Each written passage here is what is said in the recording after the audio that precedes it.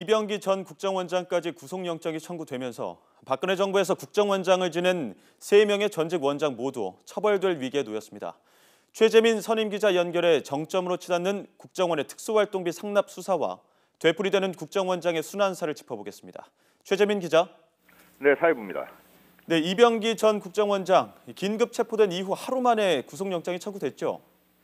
네, 앞서서도 말씀드렸지만 이병기 전 국정원장은 그제 검찰에 출석해 조사를 받다가 어제 새벽 긴급 체포됐습니다. 애초 오늘 오후쯤 영장이 청구되지 않겠느냐는 예상이 많았지만 오늘 아침 일찍 영장이 청구됐습니다. 네, 이렇게 해서 박근혜 정부 국정원장을 지낸 3명 모두 처벌될 위기에 놓였는데요. 이들이 받는 주된 혐의는 뭡니까? 네, 우선 40억 원이 넘는 국정원 특수활동비를 청와대에 상납해 뇌물 혐의가 있고요. 이는 특가법상 국고손실과 뇌물 공여, 업무상 횡령이 됩니다. 이 밖에도 직권남용과 국정원의 정치 관여 금지 위반 혐의도 받고 있습니다.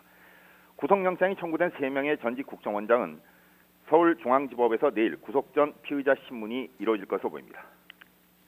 네, 눈에 띄는 점은 3명의 전 국정원장 중에 이병기 전 원장만 긴급 체포된 건데요. 이유가 있습니까?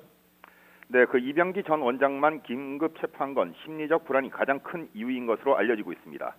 검찰 관계자는 조사 과정을 비롯한 재반 상황을 종합적으로 고려해 긴급 체포했다고 밝혔는데 이는 증거인멸 우려보다는 이병기 전 원장의 심리 상태를 일컬은 것으로 보입니다. 실제로 이병기 전 원장은 검찰 조사에 앞서서 취재진에게 국민 여러분께 송구스럽다, 국정원 직원께도 미안하다고 말했습니다. 사실상 혐의를 시인한 듯한 발언인데 이병기 전 원장은 앞서 조사를 받은 다른 2명의 전직 원장과는 달리 심리적으로 불안한 모습을 크게 보여 검찰이 긴급 체포했다는 게 법조계의 대체적인 해석입니다. 네, 만약 3명 모두 구속된다면 수사의 최종 종착지는 박근혜 전 대통령이 되는 겁니까? 네, 사실상 그렇습니다. 이미 이른바 박근혜 정부 문고리 3인방이 이와 관련해서 조사를 받거나 연루된 혐의로 구속이 됐고요. 국정원의 최고 책임자인 국정원장들까지 신병이 확보된다면 박근혜 전 대통령 한 사람만 남게 되는 겁니다. 검찰은 이미 이재만 안봉근 전 비서관의 구속영장을 청구하면서 박 전 대통령을 뇌물수수 공범으로 적시한 상태입니다. 검찰은 3명의 전직 원장의 신병을 확보해 보강조사를 벌이고 나서 상납금 최종 귀속자로 의심받는 박 전 대통령에 대한 조사에 나설 것으로 보입니다. 하지만 박 전 대통령이 재판도 거부하고 있는 마당에 검찰청사에서 조사한다는 건 사실상 어려울 것으로 보이고요. 이러면 박 전 대통령이 수감돼 있는 서울구치소를 방문해서 자금 요구 배경과 사용처를 조사할 것으로 보입니다. 네, 박근혜 정부 이전에도 이 정권이 바뀔 때마다 국정원장을 지낸 인사들의 순환사가 이어지고 있는데요. 차례대로 짚어주시죠. 네, 국가정보원은 1961년 이2공화국에서 만들어졌습니다. 명칭도 중앙정보부, 국가안전기획부, 지금의 국가정보원으로 바뀌었습니다. 초대 중앙정보부장은 김종필 전 총리가 지냈고요. 현재 서훈 국정원장까지 모두 34명입니다.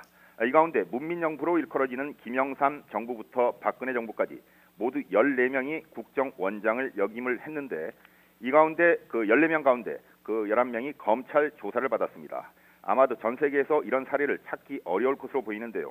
물론 검찰 조사를 받고 무혐의나 기소 유예된 경우도 있지만 권영애 전 안기부장은 총풍과 북풍 같은 공안 사건 조작과 공기업을 통한 불법 대선자금 모금 사건으로 퇴임 뒤 기소만 4차례 당하는 수모를 겪기도 했습니다.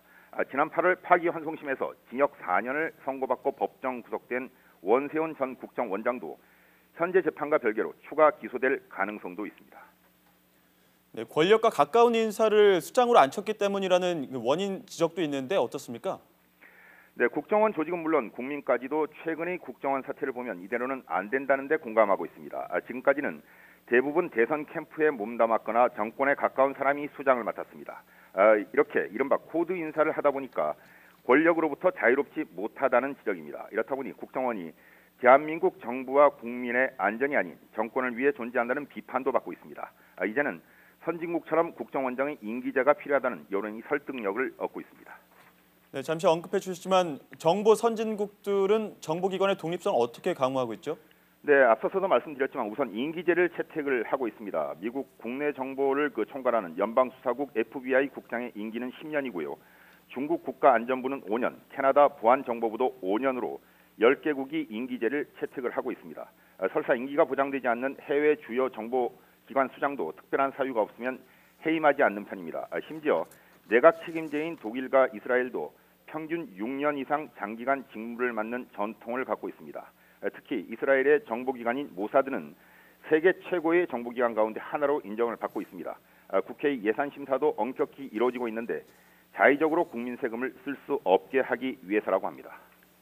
네, 최재민 선임 기자와 함께 국정원장 순환사 짚어봤습니다.